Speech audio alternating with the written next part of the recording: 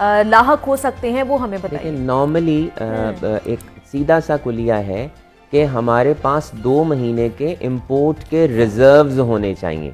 जब आपके पास 2 महीने के इंपोर्ट के रिजर्व्स होते हैं तो यू आर वेरी सेफ। हमने पिछले साल तकरीबन $80 बिलियन के करीब हमने इंपोर्ट की। हमारे पास कम से कम $16 बिलियन के रिजर्व्स हर हाल में होने चाहिए हैं। और अगर हम नहीं करेंगे अपनी, और रिजर्व्स कैसे बढ़ेंगे? रिजर्व्स आपके बढ़ेंगे, आप एक्सपोर्ट करेंगे। रिजर्व्स आपके कैसे बढ़ेंगे? रिजर्व्स जब आपके एक्सपेट्रिएट्स पाकिस्तानी यहाँ पर पैसे भेजेंगे, अगर वो पैसे नहीं भेजेंगे, आप एक्सपोर्ट नहीं करेंगे, आपके एफडीआई मुल्क के अंदर नहीं आएगी, तो रिजर्व्स कैसे बढ़ेंगे? यही तो मसला है कि रिजर्व्स कैसे बढ़ाने हैं। काशिफ साहब, आपने भी पूरी बात सुनी है आसिफ साहब की। जिस तरह पोर्ट की बात की जा रही है कि वहाँ पे 8,000 से ज्यादा कंटेनर्स वहाँ पे फंसे हुए हैं, एलसी क्लियर नहीं हो रही है, एलसी नहीं खोली जा रही है। तो क्या वजह है एलसी नहीं खोली जा रही है? डॉलर हमारे पास है नहीं, पेमेंट हमने ज़्यादा पैसों में करनी है, और ताजर बरादरी जो है वो अलग एक जो उनके लिए ज़्यादा से ज़्यादा प्रॉब्लम्स बनती जा रही हैं। अल्टीमेटली आप ठीक कह रही हैं। देखें, आपने जो पेमेंट करनी है आपने डॉलर्स में करनी है। अब आपके पास डॉलर्स नहीं होंगे तो आप पेमेंट कैसे करेंगे? अब आप तब अपने कंटेनर्स रिलीज़ कराएंगे जब स्टेट उसकी पेमेंट करेगी। अब बात यह है कि लोकल जो आपके इंपोर्टर्स हैं वो तो स्टेट को पैसे रुपीस में दे रहे हैं, लेकिन स्टेट के पास डॉलर्स नहीं है। स्टेट अब उसको कैसे देगी?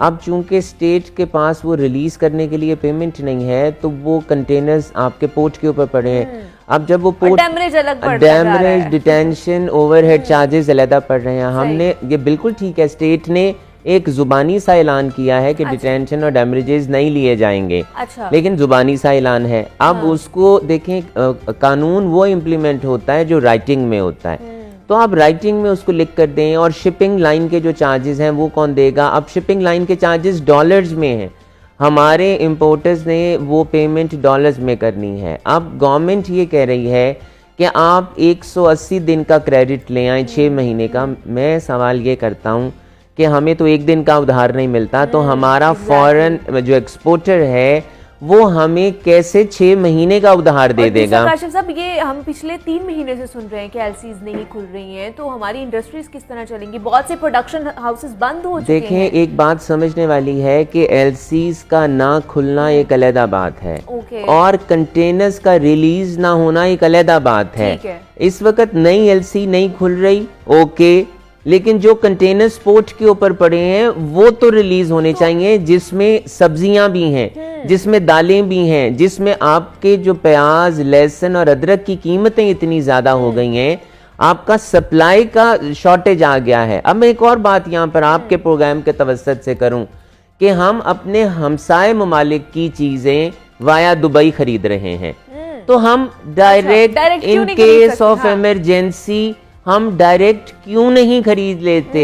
देखें, these are the concerns and issues which have to be taken immediately by the present government। अब हम दुबई से उसका फ्रेट भी दे रहे हैं, हम उसके ओवरहेड चार्जेस भी दे रहे हैं। अगर हम अपने हमसाए मुल्क से महंगे दामों खरीद रहे हैं ना, महंगे दामों खरीद रहे हैं और आवाम को महंगे दामों दे रहे हैं और उसकी पेमेंट भी डॉलर्स में कर रहे हैं। देखें, इस वक्त वी आर ऑन, हमें इस वक्त ऑक्सीजन चाहिए है, हम इस वक्त वेंटिलेटर पे हैं। वेंटिलेटर पे आप हर किस्म, आप स्टीरॉइड्स भी लगा देते हैं वेंटिलेटर पे। तो जब आप वेंटिलेटर पे हैं, हमें इस वक्त महंगाई को कंट्रोल करना है, हमें उन तमाम ऑप्शंस की तरफ जाना है जिससे हमारी किटी इंक्रीज कर जाए। हम बार बार एक बात कह रहे हैं, देखें, हमारी तो एक राय है ना, आप ऐसा कोई सिस्टम बना दें कि आपके जितने भी पाकिस्तान में अनडिक्लेयर्ड फॉरेन रिजर्व्स हैं, आप कोई सिस्टम ऐसा बना दें, आईएमएफ के साथ नेगोशिएट कर लें कि आप हमें उसको किटी के अंदर लाने दें ताकि वो अनडिक्लेयर्ड पैसा, देखिए अब इसका इम्पैक्ट क्या है ये आईएमएफ और स्टेट जानती है, लेकिन हमारा काम है मशवरा देना, हमारा काम है आवाज को उठाना, सजेस्ट करना।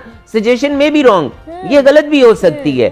तो अगर हम हमारे ऐसा पैसा जो आपका इकोनॉमी में कंट्रीब्यूट नहीं कर रहा, हम ये कह रहे हैं कि आपने जिसको पेमेंट करनी है, जो कंटेनर्स आपके पोर्ट्स पे पड़े हैं, बाहर से पेमेंट कर दें।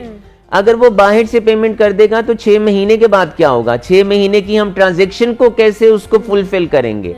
और जो बाहर से पैसे जाएंगे क्या वो डिक्लेयर्ड पैसे होंगे? तो क्यों नहीं हम पहले वो सारा पैसा अपनी किटी में लाएं, किटी में लाकर, और जब वो पैसा आपका अनडिक्लेयर्ड इकोनॉमी में आ जाएगा ना, वो आपको कंट्रीब्यूट करेगा, वो आपको नफा देगा। तो मैं तो इसके अलावा देखें, being a Pakistani and being a trader and being an industrialist, मैं तो जनरल एमनेस्टी भी मांगता हूं कि ऐसी तमाम, देखें बहुत से लोगों का बहुत सा पैसा हमारे प्लॉट्स के अंदर पड़ा हुआ है। अब वो चूंकि डिपार्टमेंट इंटीग्रेट बहुत ज्यादा हो गए हैं, हर इंफॉर्मेशन है आईडी कार्ड के अगेंस्ट, अब वो ना बेच सकते हैं, वो पैसा ब्लॉक हो गया है।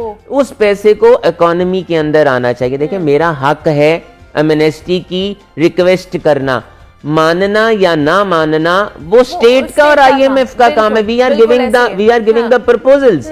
भाई आपके एक्सपेट्रिएट्स पाकिस्तानी यहाँ पर क्यों पैसे नहीं भेज रहे? हमने अभी पिछले दिनों अपने इनकम टैक्स के कानून में 7E का अमेंडमेंट कर दिया। उसमें हमने ये किया कि अगर 2.5 करोड़ से ज्यादा के आपके एसेट्स ऐसे होंगे तो आपको उस पे वेल्थ टैक्स दोबारा देना पड़ेगा। अब आप देखें 2.5 करोड़ के एसेट्स उसी के होंगे जिसने डिक्लेयर किए होंगे। तो इसका ये मतलब है कि आप डिक्लेरेशन को इनकरेज करना चाह रहे हैं या डिस्करेज करना चाह रहे हैं। अब हमें ये भी समझ नहीं आती। अब बाहर से पाकिस्तानियों ने पैसे भेजने बंद कर दिए हैं। देखें ये एक बहुत बड़ा इशू हो गया। तो हमें अपनी ऐसी, देखें हमेशा जब आपका चार्टर ऑफ इकोनॉमी बना होगा तो हमें, और